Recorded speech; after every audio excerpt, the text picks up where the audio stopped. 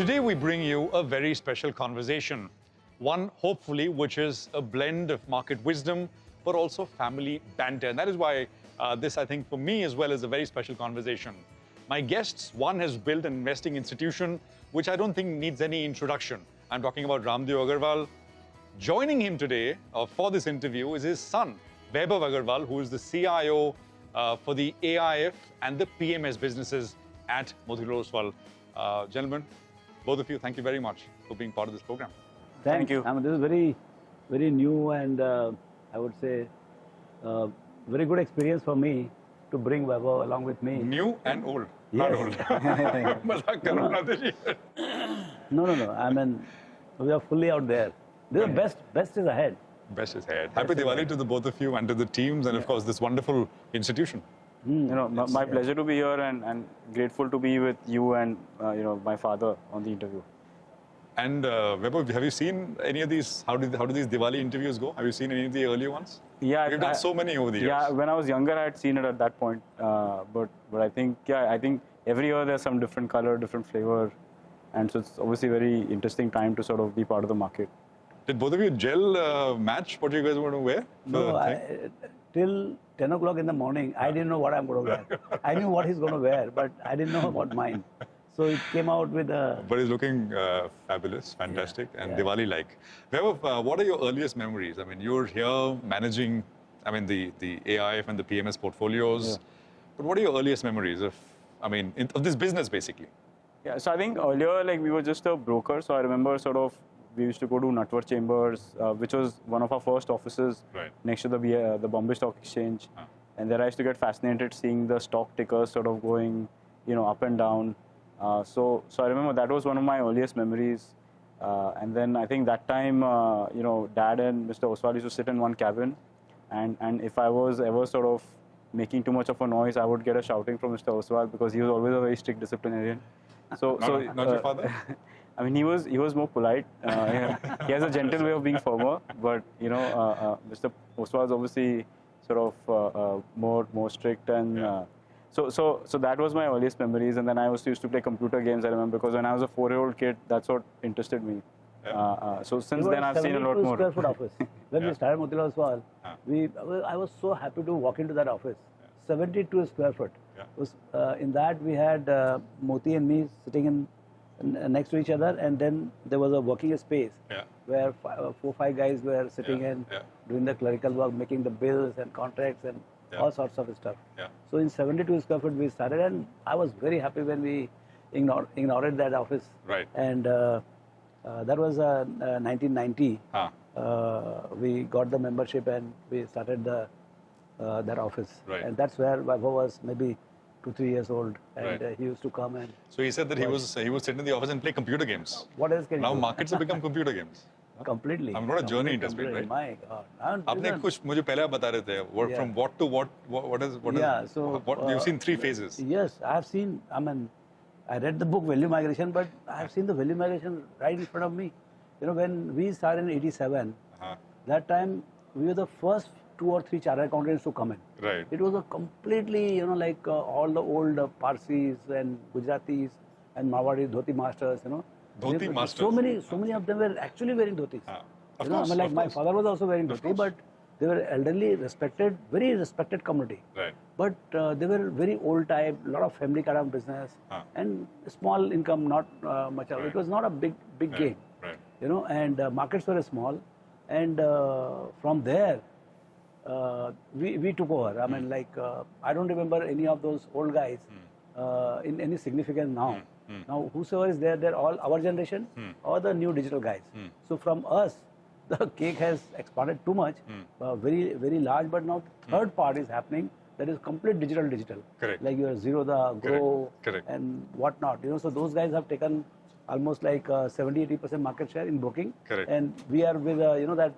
Advisory driven, 20-25% of the... You've also expanded, not just broking. So many other businesses that you've... But our smartness is that we use all the cash flow to build other businesses, other associate businesses in the wealth management, private equity, AMC. So all those businesses we built, and that has what has made Motilal Oswal, kind of capital market powerhouse. Right. You know, so that's what, and now Right. the journey is different, and that's where now Vaibhav and Prateek's, their entries are there. Right. And they have to play the role. Did you always know that Vaibhav was going to be part of the business? It is his call, but I told him right in the beginning, ये business पागलों की बस्ती है. You know, you have to be passionate about this is when he was how old? No, like whenever he started understanding, I was very clear. He has to have a free hand in what he wants to become. Right. He wants to become Bollywood star, or he wants to become cricketer, or boss, it is your call what you want to become. Right. You'll get the share certificate of the company for sure. So don't worry, you'll not be poor, but pursue what you love, yeah. And when did you realize, Vaibhav, that you want to be in this business? That's investment management. Yeah, so I had gone for my undergrad to the US, Right. so I was studying computer science at that time. Right. And then I started taking some courses in finance as well. Okay. And that's when I think, I was able to sort of understand that more deeply. I think maybe it came naturally or whatever. And even over the summer when I used to come, I used to do... Before going to, you went to UPenn. Yeah. And then you went to London Business School.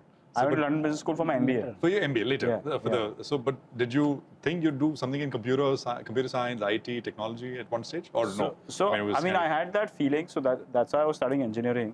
But then when I came over the summers, I realized that sort of equity markets, investing, that's kind of something that I was gravitating towards. Okay. So the second half of my time in my undergrad, I sort of focused more on coming back to investing. Yeah. And so I think mostly when I was about 20 years old, I figured that I want to be in part of the equity markets. Yeah. How's it been coming back here? I think it's been great. I mean, I think the platforms like just exploded since the time I've been here. Right. I think every day there's so much to learn. Right. Because obviously there are phenomenal people over here, but you also get to meet amazing people outside. Right. Who are like the companies, the analysts. So I think it's a very fulfilling experience. When I said you cut your teeth as a fund manager. Yeah.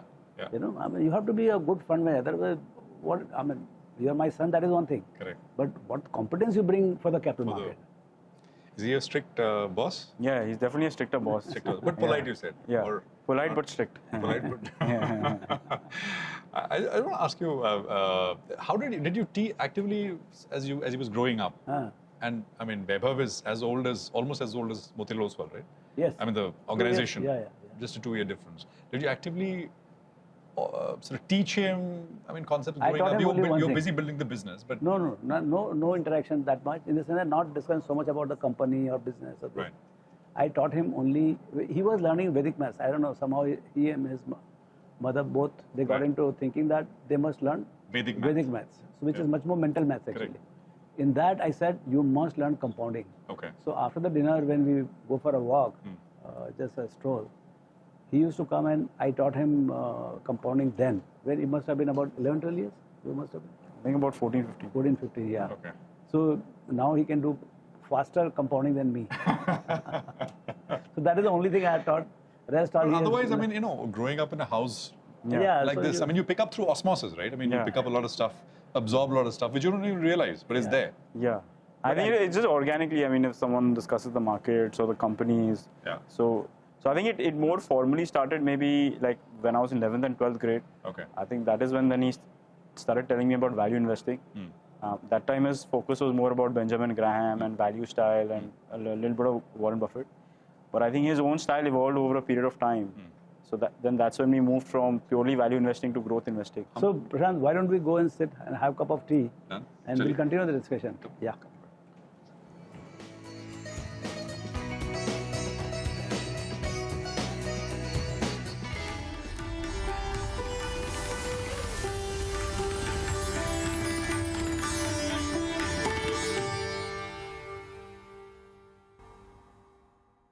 Raamdeo ji, I wanted to ask you, do you spend a lot of time together in office? Have lunch together or have fixed time where you can sort of connect? Zero. No interaction. I'm the boss. He is one of the fund managers. ये तो बड़ी ज़्यादती है. But ऐसे ही है. So I mean, like actually in AMC, I sit actually right next to the AMC. But now with the SEBI mandate, I'm not allowed to enter. Every time I enter, I have to give reason why I enter. So I've said I will not enter till 3:30. Right. Ever. Right. So I stay out and he's there inside as a fund manager. But now that he's part of the business, part of the investment management business, which you oversee, do you actively, as you said, I mean, there's you've not actively taught him how to invest or the frameworks or the models, etc. But now that he's part of the business, do you kind of spend time with him in that sense, or? No, I take reporting from his boss. His boss is Pratik Agrawal and his boss is Navin Agrawal. So I talk to all of them. I mean, of course, I talk to him and Niket, who is another CIO for the fund MF. So I generally talk about the business, not about the stock picking. Right. What he's doing. If he wants to ask something, then of course. Right. But not much of active interaction with him about what he's doing in his fund, what his stock is buying, why he's buying. No, I don't get into that. Right. Do you find that as a missing piece or no? Not really. I think like earlier between 2012 and 2014, when I was just learning the ropes of investing, I think at that time I had the advantage of we had a much smaller team. He was more actively involved with asset management.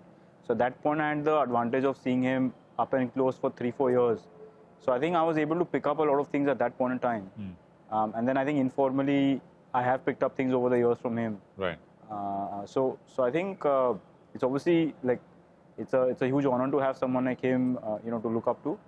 But at the same time, I think a lot of my colleagues at work, and the analysts and the other managements who we interact, I think there's a lot to learn from them as well.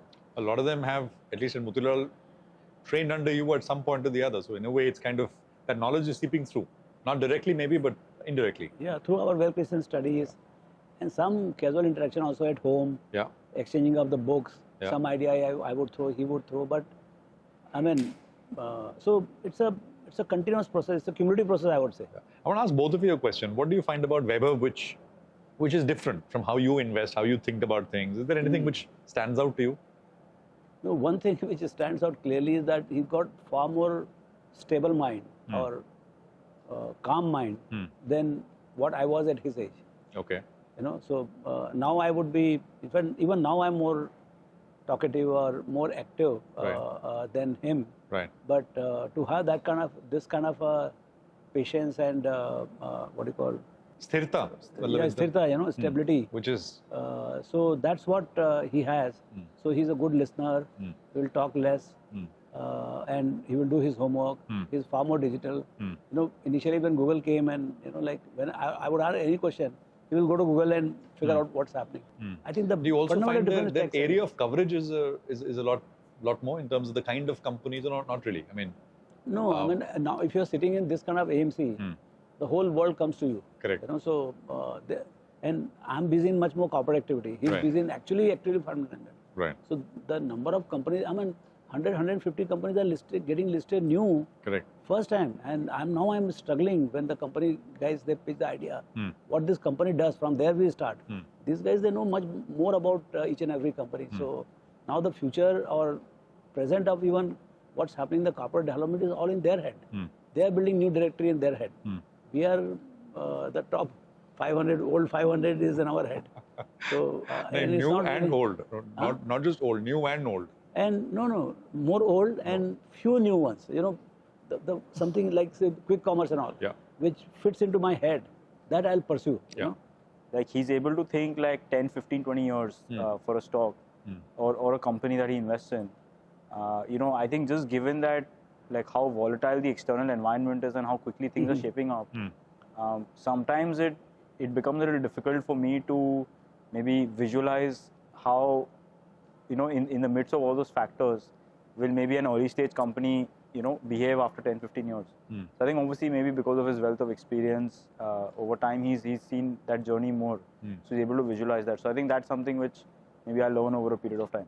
Whether it is a HDFC, though I lost it in 6-8 months, then started with the Hero MotoCorp. I sat for 18 years. Then we did Infosys, TCS. That was a very short blast, And then we did Bharti, again 50x and all. So like that, we kept on. So I became more and more buy and hold, longer term. But it's a journey. Eventually he will also realize that as the money becomes bigger, when he has to manage thousands of crores prop, not AMC. In AMC, there is no taxation and all. So when he'll manage his own money, then he will realize that, boss, let's find a great idea. And you can't flip in and out, not continuously. That option is also there. Yeah. But where you should be sitting, you should be sitting. Yeah. I want to ask you a sector idea which He's the both best of guy. You ask him. No, he's not about what will do well, but anything you can disagreed on and one or the other. So I think back in 2014, I remember I was pitching TVS Motors to him, and I think he was more of the hero camp, back in the day. So hero and old faithful. Yeah. So I think old faithful. Yeah, old and actually, so there was a leadership change in TVS at that point. So I think from there on, TVS I think has obviously done very well, and kudos to them and the management there to sort of do what they did. So I remember I think that was one thing where we used to have a lot of disagreement about. So did you finally buy it or no? I think our funds. Once you disagree, then you don't. I think our funds have bought them over a period of time. Okay. But yeah, I mean, I think so there are obviously instances like that where we do. The reverse has never happened, right? Obviously, it's not happened. Yeah, but I bought a multi-bagger with his trip. That was Guru Finance. Guru Finance. Guru, I think, was one of your first kind of. Yeah. Guru, and there was another stock, no? Which was. So the first stock I ever bought was Nestle because I was doing my summer internship studying it. Okay. But then I think Guru Finance sort of came about. Guru was the HDFC subsidiary. The HDFC subsidiary that got taken over by Bandhan. So that it has HDFC management, and I think it was available at 1.5 book or something. Right. And it was growing very well and very well managed housing finance company. So yeah, it did very well. I think it went to at one point as high as 9 or 10 book. I think even today in the NBFC space, I think it is one of the highest ever recorded valuations. Right. So it's too cheap, very cheap for the growth and quality and parentage. So when he was in US, he came in summer and all. That this Nestle kind of thing, this one looks to be good. So I bought and then I bought and bought and bought. I made a lot of money in Guru. In Guru. Guru, yeah. So those kind of things happen. Let's do a rapid fire if both of you are up for it. Yeah, absolutely. Yeah, please. Quick ones. So let me start with the first one. One standout habit you admire in each other. In Vaibhav and Vaibhav, you and Raamdeo ji. So I think his patience and ability to sort of sit through for the long term, and I think he's very gentle with people. He has a way of interacting with people which makes them very receptive to him, which I don't find in many people. So I think that's what I think. If I had to name one, and I've said this before, is his curiosity. Which is he's so excited about things and new things that and he'll sit down and he'll ask you questions and always at least I've found that over the last 2 decades. Raamdeo ji, about Vaibhav? No, I admire his that coolness, that calm thinking, very composed, calm, and of course he knows compounding. So that's a big asset. Sorry, which one? He knows compounding well. I don't know if I can remind him ever. So, do you read as much as? I mean, that's one of the first things he said. Pado. Read 30, 40, 50, but it doesn't matter what it is, but read. And so I don't read maybe as much as him, but I have these phases when I'll maybe read 3-4 books at one time. Right. And then I'll not read for a period and then sort of do it. So it's like a step jump that happens with me. Book currently on the bedside? What are you reading? Anything you're reading now? I'm reading this book on commitment. Actually, it's written by ex-army generals. Okay. And it talks about the importance of having absolute commitment in whatever you're doing. Okay. So I think that was very interesting to sort of learn. Raamdeo ji, book? Current book? Always. Books or book? No, book. Always a book. So I'm reading a book called The Brave New Wealthy World. Okay. Very exciting book, written in 2003 by Edmund. Okay. It's out of print kind of thing, but amazing book. Okay. A brave new wealthy book. Yes. A wealthy world. Wealthy world. Yeah. Okay. So this book is about in 2003 this prof who is now dean of Babson College. So this guy is saying that because of securitization, why America is rich? Because they did the securitization of the debt as well as equity, big time, and that is making the that cycle. All the savings are going into the assets, and assets are being securitized. So that whole cycle is on, and that is making them very rich. And I think fortunately, India also has the same kind of machine here. Correct. So he has projected the world will become so rich. It's not funny. By 2030, 2020, he said it will be 600 trillion. 600 trillion will be the wealth of the world because he thinks all global. and by 2050 it will be 6,000 trillion. Wow. Okay. Wow. So now we have the benefit of seeing what he said in 2003 and what has happened in 2025. Directionally, he's perfect. Okay, but the quantum is somewhat. I mean, he's say 5 years behind. What would happen in 2030? What would happen in 2020, as per him, will happen in 2030 or maybe 2028. Got it. But directionally, bang on. Very exciting book. Weber, one stock you wish you bought, you had bought. There are quite a few. But I wish one you think bought, you kind of sort of maybe you didn't buy it for X reason, Y reason, but you really liked it at that point. And said, well, Raamdeo, you want to answer till then? Till Vaibhav thinks? It is. I had a lot of fun with a lot of stocks. What I felt like I bought. One of the regret for me is that between 2006 and 2013, sorry, 2004 and 2013, 9 years, including the GFC boom, it had gone into our head that the corporate should not buy stocks in their, treasury. So 9 years I didn't buy stocks. Wow. Out of the cash flow. That has made us so poor is not funny. My balance sheet would have been at least double at this point of time. But that does not show up in your. It doesn't show up. It's an error of omission. In regular accounting. An error of omission. If there was a biopic on Raamdeo ji, which is possible going into the future, who you think is best fit to play him? Hold your breath. Yeah, I think Paresh Rawal would sort of fit that role. I think because that's a nice one. Maybe because of his optics and also his ability to be both serious and hilarious at the same time. Yeah. I think he would represent him quite well. A resolution for the new Samvat, anything? Nothing in particular, but because of this book I'm reading, so I would like to take some of the ideas from there and maybe become more aggressive, a little more aggressive, or maybe some new business ideas will germinate. Definitely will give birth to some strategic change in my thinking about capital market and about the company. About Motilal Oswal, the business itself. Yeah. Vaibhav? No, I think yeah, just become a better investor and focus on getting maximum returns for clients. I think that would be the resolution. I thank both of you for joining me here on this Samvat special. Wishing you guys, your families, your teams very happy Diwali. Thank you very much. Thank you and happy Diwali to you. Happy Diwali to you and your entire CNBC viewers all over the country. They admire CNBC.